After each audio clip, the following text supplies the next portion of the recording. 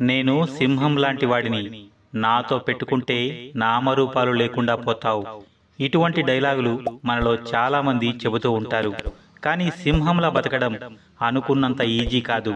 మాటల్లో సింహంతో పోల్చుకున్నంత మాత్రాన చేతల్లో సింహాలుగా మారడం అసాధ్యం. ఎందుకంటే అడవిలో వేగంగా పరిగెత్తే జంతువు చిరుత, అన్నిటికంటే బలమైన జంతువు ఏనుగు, అందమైన జీవి నెమలి. ఈ లక్షణాలలో ఏ ఒక్క దానిలోనూ సింహం మొదటి స్థానంలో లేకపోయినా అడవిలో అదే రారాజు. ఎందుకంటే సింహానికి భయమంటే తెలియదు. తనకంటే ఎన్నో రెట్లు ఆకారంలో పెద్దదైన ఏనుగును సైతం వెంటాడి వేటాడుతుంది సింహం. ఒక్కసారి వేటాడాలని నిర్ణయించుకుంటే ఓటమిని ఏమాత్రం అంగీకరించని తత్వం. తన ఆకలి తీరితే తన పక్క నుంచి వెళ్లే పిల్ల కుందేలును కూడా వేటాడని రాజసం సింహానికి మాత్రమే సొంతం. తానేంటో మాటలతో కాకుండా చేతలతో చూపించే లక్షణం. ఇవే సింహానికి అడవిని శాసించే మృగరాజు హోదాను కల్పించాయి. మిగిలిన జంతువుల దృష్టిలో అంతులేని విలువను కల్పించాయి. నువ్వు కూడా అలాగే జీవించడానికి ప్రయత్నించు. ప్రాణం పోయినా రాజసం తగ్గకుండా, నీ తత్వం మారకుండా జీవించు. ఎదురుగా ఎంత పెద్ద సమస్య ఉన్నా ధైర్యంగా ఎదుర్కోవడానికి సిద్ధంగా ఉండు. నీ మనసులోకి ఎప్పుడూ భయాన్ని రానివ్వకు. అదే చుట్టూ ఉన్నవారిలో నిన్ను గొప్పవాడిగా నిలబెడుతుంది. నీ విలువను ఆకాశమంత ఎత్తుకు చేరుస్తుంది. జీవితంలో నువ్వు వెళ్లే మార్గం నచ్చలేదంటే వెంటనే దానిని వదిలేసి నీకు నచ్చిన మార్గంలో ప్రయాణం మొదలుపెట్టు. నలుగురు నవ్వుతారేమో, ఇంట్లో వద్దంటారేమో, మరొకటి కూడా ఇలాగే ఉంటుందేమో అని ఆగిపోకు. ముందు కొందరు నవ్వినా నువ్వేంటో, నువ్వేం చేయగలవో తెలిసిన రోజు అందరూ నీ దగ్గరికే వస్తారు. అయినా నువ్వు చేసేది నిన్ను చూసి నవ్వేవాళ్ల కోసం కాదు. అలా నవ్వేవాళ్లు నీ వాళ్ళు కాదు అన్నట్లే. అయినా ఒక్కటి చెబుతాను, గుర్తుపెట్టుకో. చెప్పేవాడు చేరదీస్తాడా, అనేవాడు ఆదుకుంటాడా?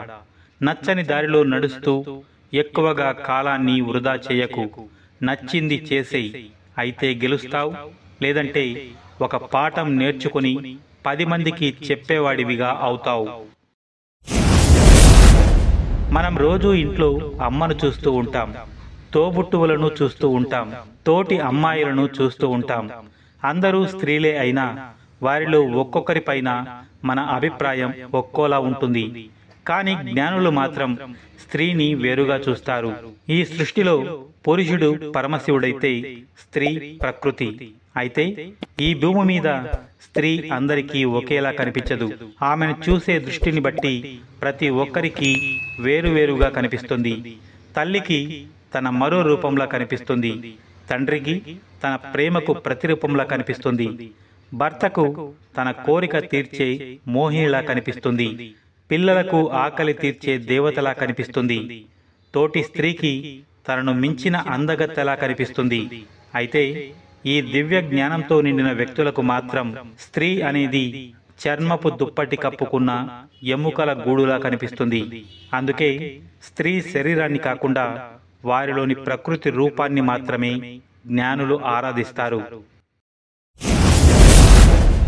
జీవితంలో చాలాసార్లు చాలామంది నిన్ను కిందకి లాగాలని చూస్తూ ఉంటారు. నిద్రాహారాలు మానేసి పగబట్టి మరీ నిన్ను ఓడించడానికి కంకణం కట్టుకున్న వాళ్ళని కూడా నువ్వు చూసే ఉంటావు. కానీ నువ్వు ఏమాత్రం జంకకుండా సాలీడు పురుగుని ఆదర్శంగా తీసుకుని ముందుకు సాగిపో. ఎంతమంది ఎన్నిసార్లు కిందికి లాగినా అది ఓటమిని అంగీకరించకుండా మళ్ళీ మళ్ళీ గూడును కట్టుకుంటుంది. సరిగ్గా నువ్వు కూడా అలాగే ఉంటేనే గెలవగలవు. కాదు, కుదరదు అంటావా? అదిగో ఆ బొద్దింకలాగా నిన్ను తొక్కాలని ఎదురు చూస్తున్న వాళ్ళ కాళ్ల కింద పడి నలిగిపోతావు. ఆలోచించుకో మరి. ఆడదాన్ని అర్థం చేసుకుంటే ప్రేమిస్తుంది. కానీ ఆడదే అర్థం కానప్పుడు మగవాడికి ప్రేమించడమే రాదు అన్నట్టు ప్రవర్తిస్తుంది. ప్రేమంటే అవతలి వాళ్ళకి మనం నచ్చేలా ఉండాలి, ప్రేమించే వారికి నచ్చేలా ఉండాలి. మనకు నచ్చినట్టు ఉంటే అది మన ప్రేమ.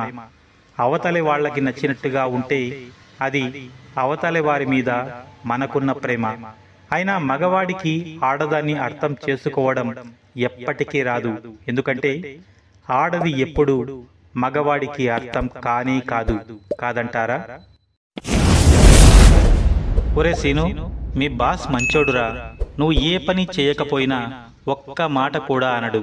కానీ మా టీం లీడర్ ఉన్నాడు, నేను ఎంత కష్టపడి పనిచేసినా ఎప్పుడూ తిడుతూనే ఉంటాడు అని కొంతమంది బాధపడుతూ ఉంటారు. అయితే ఎవరో తిట్టడం వల్ల, ఎవరో పొగడడం వల్ల మన గొప్పతనం బయటపడదు. నీ విలువ ఎప్పుడూ నీలోనే ఉంటుంది. దానిని గుర్తించలేని వాడి దగ్గర నువ్వు ఉన్నంత వరకు నువ్వు ఎందుకు పనికిరాని వాడివే.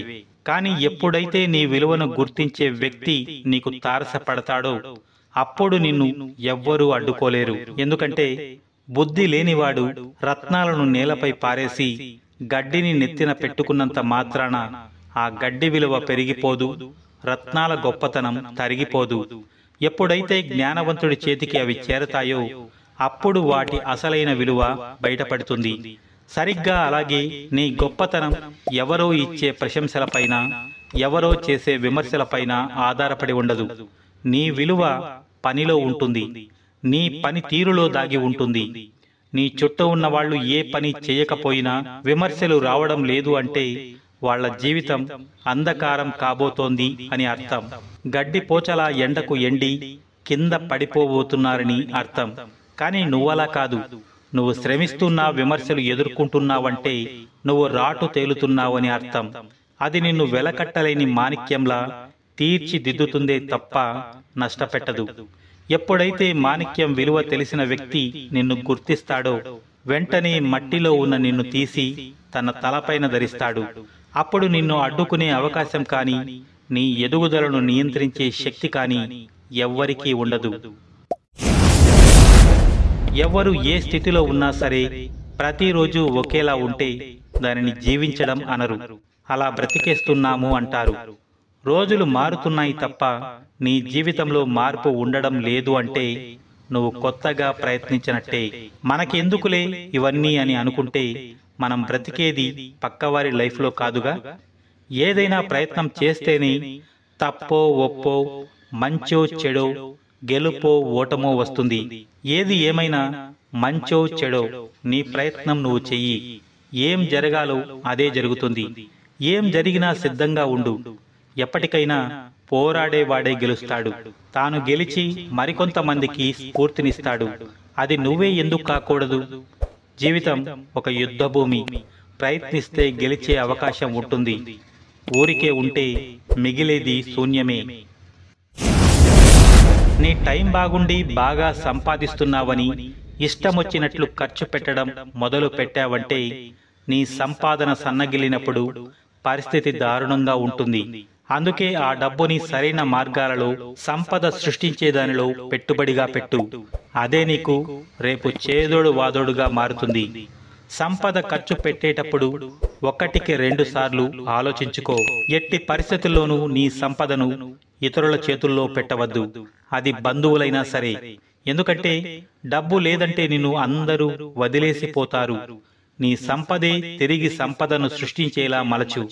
అప్పుడు నువ్వు ఎవరి దగ్గర చెయ్యి చాచకుండా దర్జాగా బ్రతుకుతావు. అప్పుడు నువ్వు 1 రూపాయి పెట్టే స్థాయిలో ఉంటావు తప్ప చెయ్యి చాచే స్థితిలో ఉండవు. మీరు డబ్బును ఎలా నిర్వహిస్తున్నారు అన్నదానిపైనే నీ వృద్ధి ఆధారపడి ఉంటుంది. ఎందుకంటే నీరు మేఘాలుగా మారితే వర్షం రూపంలో తిరిగి మంచి ఫలితాన్ని ఇస్తుంది.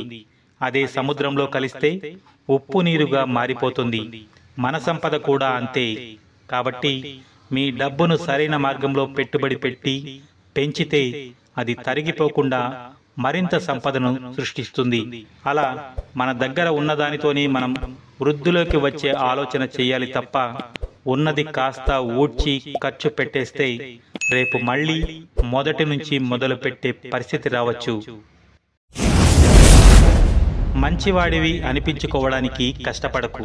నువ్వు ఎలా కష్టపడితే నిజాయితీగా బ్రతకగలవో అలా బ్రతకడానికి ప్రయత్నించు. ఒకడి మెప్పు కోసం ఎప్పుడూ పాకులాడకు. ఎందుకంటే అది ఒక మెరుపు లాంటిది. నీ అవసరం లేనప్పుడు అది వెలసిపోతుంది. నీకోసం ముందుగా నువ్వు ఆలోచించుకో. ఎందుకంటే ముందు నువ్వు బాగుంటేనే నిన్ను నమ్ముకున్న వాళ్ళు సుఖంగా ఉండగలుగుతారు. ఇష్టమైన వాళ్ళు కదా అని ఎక్కువగా జాగ్రత్తలు చెప్పకు. ఎందుకంటే వాళ్లను చేతకాని వాళ్లుగా మార్చిన వాడివి అవుతావు. అడవిలో పుట్టిన జంతువులకు బతకడం ఎవరు నేర్పిస్తారు? నీటిలో పుట్టిన చేపకు ఈదడం ఎవరు నేర్పిస్తారు? ఇక్కడ అంతే. మనిషికి తగిలే ప్రతి దెబ్బ నుంచి వాళ్ళే నేర్చుకుంటారు. అప్పుడే మారగలుగుతారు, బ్రతకడం నేర్చుకోగలుగుతారు.